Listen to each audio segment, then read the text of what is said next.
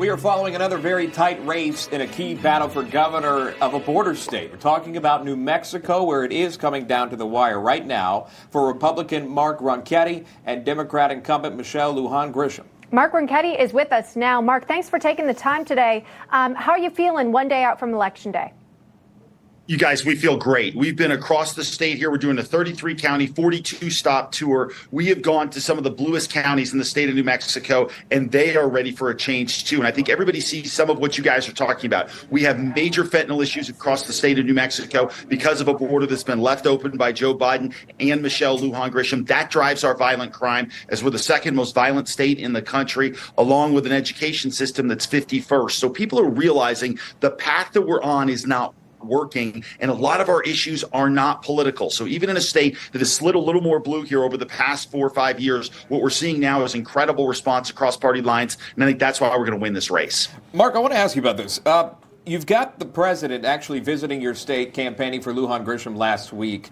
What are you hearing on the ground there in terms of what constituents want to see in terms of changes? Because this has garnered an appearance from President Biden. You know that he hasn't been to many campaigns, and when he has, it's been to places that typically a Democratic president, wouldn't have to go to, yet he did visit your state. What's happening there?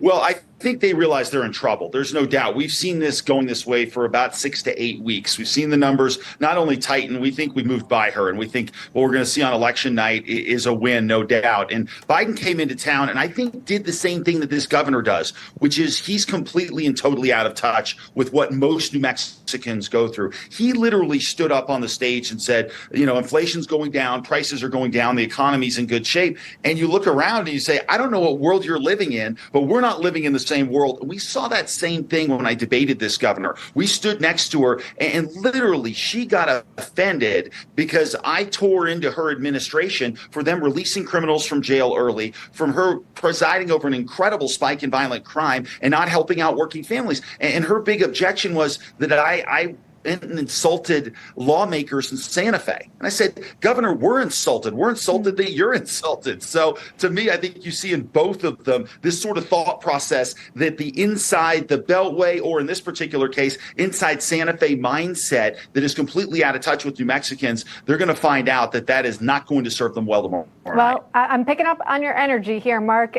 Clearly a final race to the end here. Republican candidate for New Mexico Governor Mark Ronchetti, thanks so much for joining us. Appreciate it. Thanks, guys. Good to talk to you. You too.